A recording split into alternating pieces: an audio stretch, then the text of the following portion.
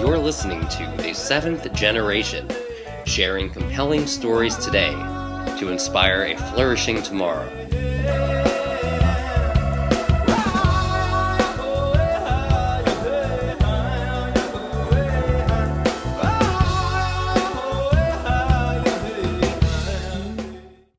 My guest today is Brian Shier. Brian is a policy associate at the Environmental and Energy Study Institute, a nonpartisan nonprofit organization based in Washington, D.C. EESI is best known for its Capitol Hill briefings that educate Congress, business leaders, and other stakeholders on the important environmental and energy issues that we face.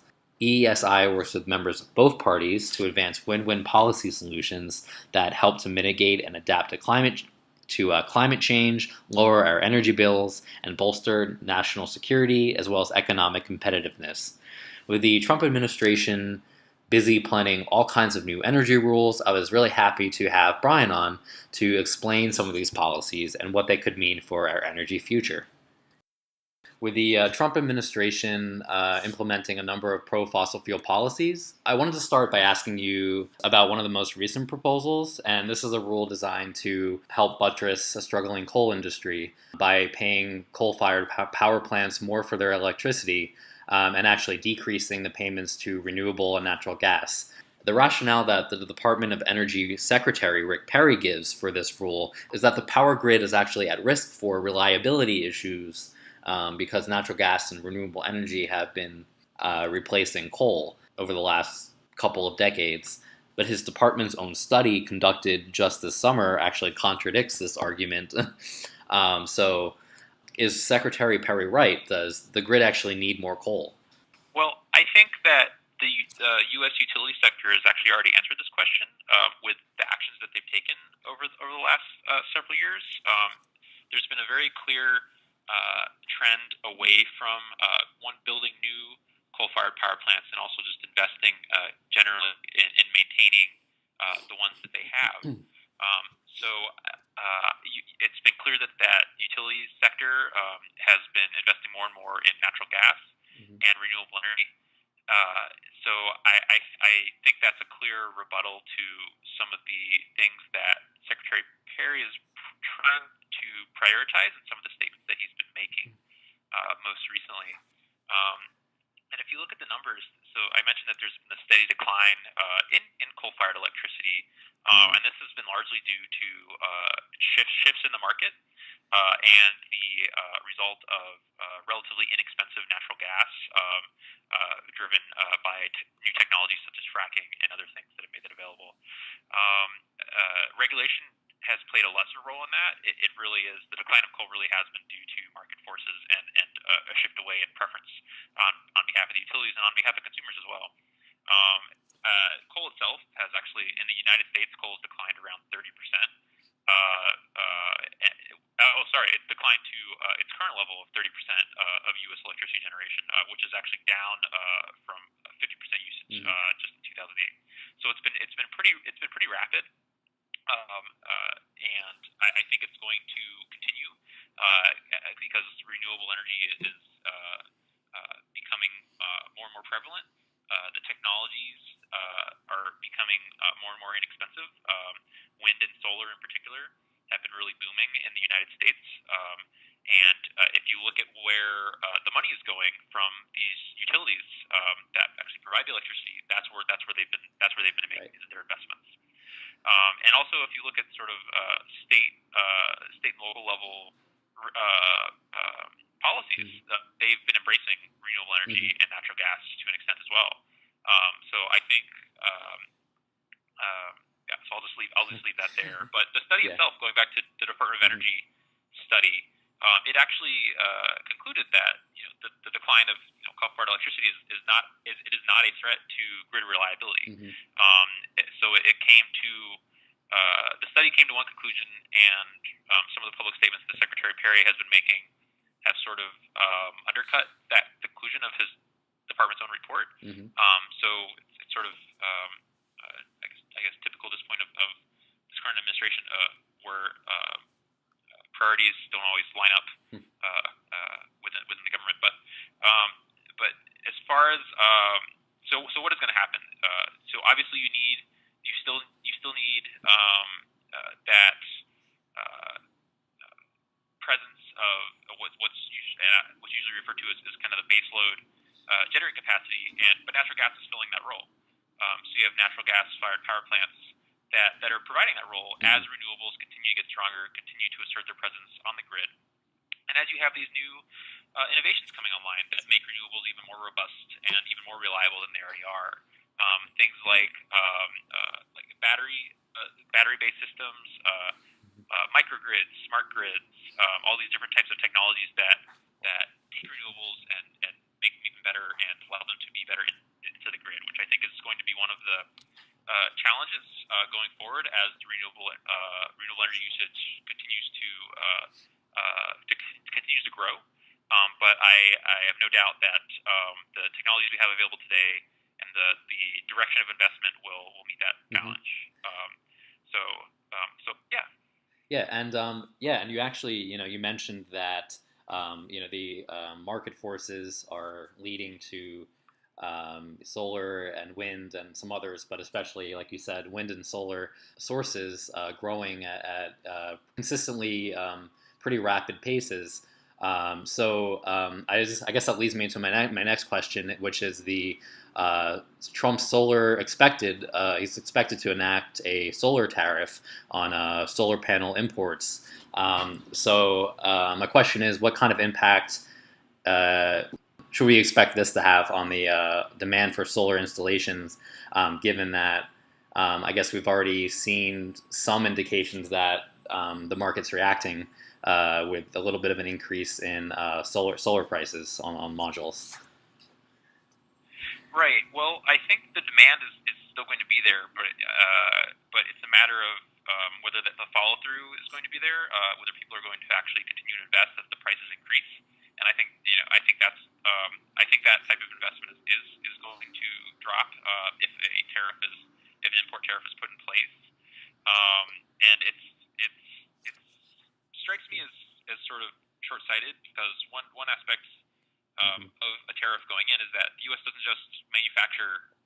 They don't just manufacture photovoltaic systems. They also, market, install, maintain them.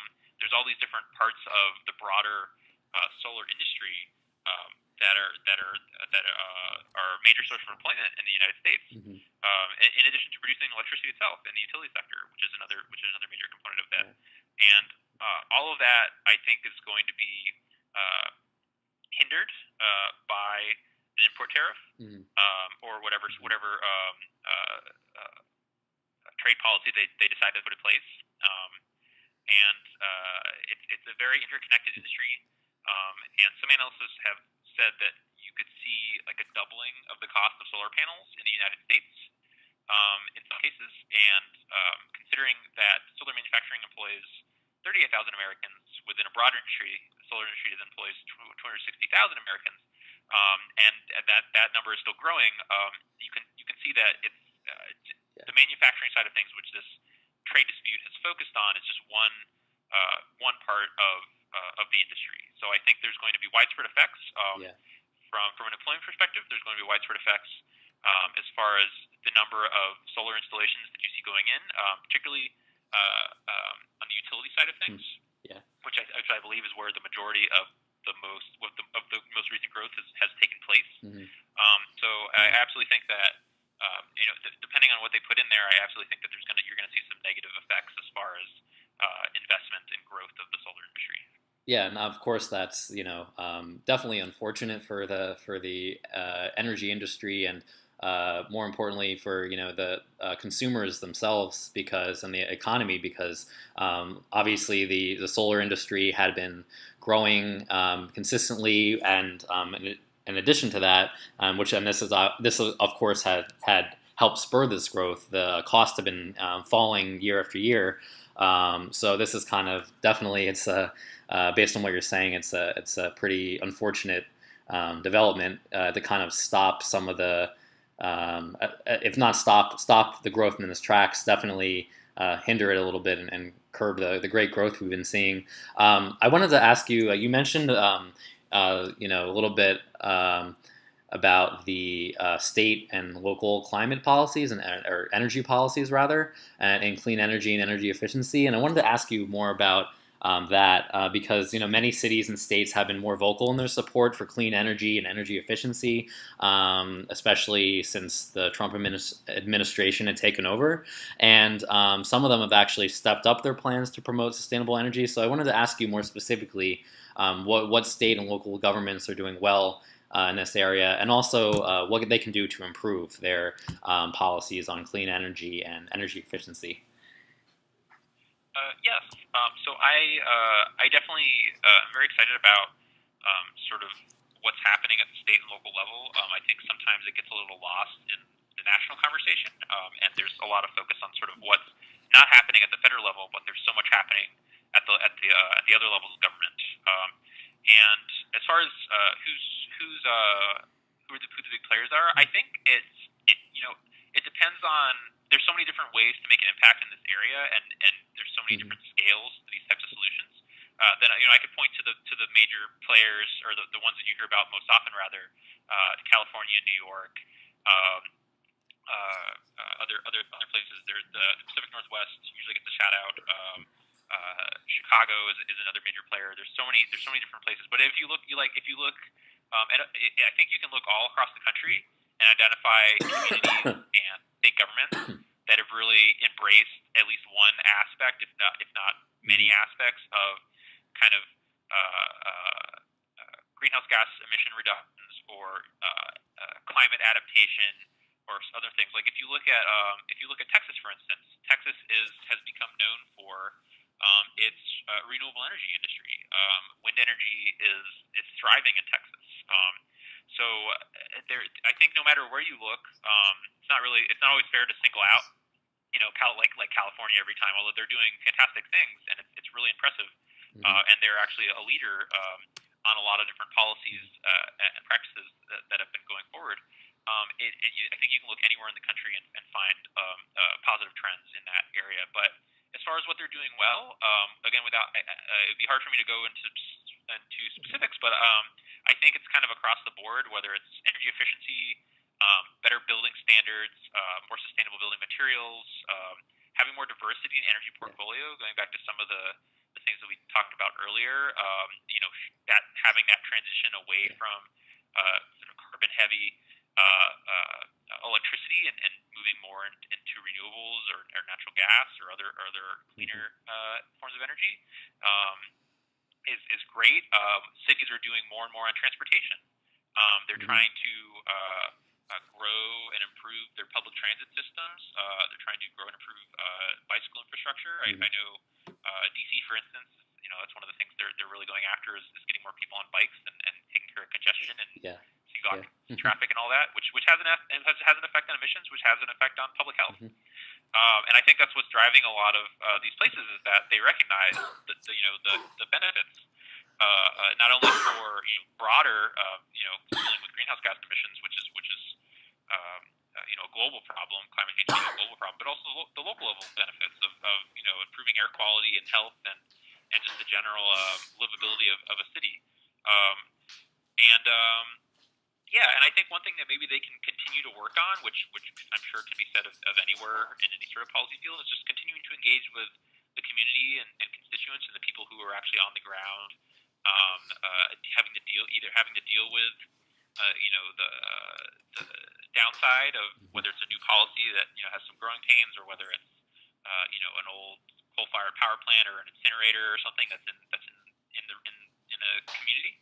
I think working with the people who are actually dealing with that, they being the local government officials, public officials, I think that's the way to go in sort of developing these sort of solutions. And as far as things that are kind of moving forward on that front, kind of going more broadly, I know that there have been talks. There's a whole bunch of different coalitions out there of sort of city, state, even private sector and NGOs on climate change, specifically heading into the next round of United Nations climate negotiations and continuing to implement the Paris Climate Agreement. So there's all these different coalitions and there's been some talk of trying to get them some sort of official like seat at the table, and Yeah. that would require some tweaking of the rules that are currently in place. But I know that international leaders and people who deal with this space are very interested in seeing those voices come from the U.S. Those state and local public officials Hmm. represent the U.S. The federal government has sort of left a leadership void to some extent. There is a delegation going, of course, but it's you can't really deny the signals that have been coming from the White House with regard to climate. So I think people are looking to embrace this movement at the local level. Yeah, and regardless of the political stances on the White House and various government officials, Americans themselves, according to a poll from Public Opinion Strategies, I believe it was earlier in the spring of this year, but it showed that 64% of Americans are actually willing to pay a little bit more for to support clean energy, and that actually includes, I believe, either majority or very close to a majority of conservatives as well. That indicates to me that people to some degree are seeing the value in renewable energy for our health and environment, however, every year that premise kind of that clean energy raises energy costs is becoming less and less true. So my question is, can you kind of briefly lay out the case, the economic case for renewable energy? Yeah, go ahead. Sure, That's my sure. question. Yeah. Well, as I mentioned earlier, as these as more and more renewable energy infrastructure has been put in place, the costs have been coming down. As it's been adopted more widely. So that gets passed on to the consumer, of course, and it's just like any new technology. When if, early adopters, whether it's like a handheld device or like a game console or something, the early adopters are the ones who are going to pay more. But then as it gets the price drops. It's the same with any technology. So renewable energy is no exception, and we're sort of seeing a really significant decline in prices for solar and wind. And I think as people have figured out more and more, and policies have been put in place to back up these types of things, people are finding more and more that they are able to get creative with these things. So residential solar is a really exciting front there. The scale of these types of systems, has been very diverse. Whether you're talking utility scale, or just putting a solar panel on someone's roof. People are getting really excited at the local level about sort of generating their own electricity, and there's starting to be more enthusiasm from governments and utilities to facilitate that. I feel like I'm getting kind of off track here, but yeah, there's lots and lots of arguments to be made for the economics of renewable energy. I mean, I could go on and on about another thing I mentioned, the public health impacts of replacing sort of pollution heavy, emissions heavy sources of electricity with renewable energy, and there's supply chain benefits as well. For instance, going back to the comments by Secretary Perry about how coal is needed to make the grid more secure. Well, if you look at a coal-fired power plant, well, you have this whole supply chain to actually get the coal to the plant, and you don't really have that with solar and wind, or you don't have that with solar and wind. So if a storm rolls through and disrupts the supply chain of that, you could have plants not at full capacity or not functioning, whereas renewable energy is more resilient to those types of natural disasters and disruptions. So there's lots of benefits. Yeah, and just quickly related to that, you mentioned resiliency, and of course, like you mentioned, the storms, and that's very topical because of course we had the string of three major hurricanes come through, and obviously Puerto Rico is still, and really all the cities that are affected are still cleaning up from it. So Is that one of the reasons that the military and the Department of Defense is kind of really, I guess, been a leader in deployment of clean energy and clean fuels and energy efficiency over the last decade or so? Is that kind of what's been driving their push to invest in these things? Well, that's definitely part of it, and it's sort of the way the Department of Defense has approached this is kind of a multifaceted thing in that they're on the one hand they're trying to reduce their carbon footprint because one there's from an economic standpoint, two from a vulnerability and reliability standpoint in that if they're generating their own electricity and they're less reliant on the broader energy grid. If there's a disruption, if something happens, whether it's a natural disaster or something more, intentional, more malicious, they will be more able to respond and continue their operations and maintain their readiness if they have that, renewable energy system that is able to continue generating as opposed to the power plant located many miles away that has to convey electricity to the grid. But there's other aspects of that as well, in that there's been a lot of discussion over the role of climate change as a threat multiplier and the challenges that poses to the U.S. military in particular. And what I mean by threat multiplier is that there are many issues, many challenges, conditions throughout the world already, but climate change basically comes in and makes those things that much worse. It amplifies those threats or potential threats. Things. Trying to think. There's a lot of different approaches to it. It's a really big question. We could probably do like a whole interview just on sort of the Department of Defense's approach to climate change as far as adaptation and mitigation. But I think your reference to Puerto Rico is apt in that DoD is also responsible oftentimes for responding to these natural disasters and providing and delivering aid and helping these communities get back on their feet in the immediate aftermath of the storm. And the more vulnerable communities, not just Puerto Rico, but anywhere in the United States, more vulnerable communities invest in adaptation measures to defend themselves against these natural disasters, extreme weather events, other things that are affiliated with climate.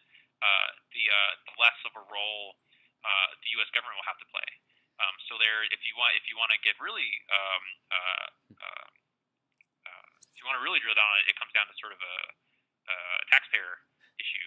How many tax dollars are having to be sunk into or having to be used to address the aftermath of these types of events. Whereas if you have these defenses in place and communities are better prepared to withstand those types of situations, then it's a much better investment.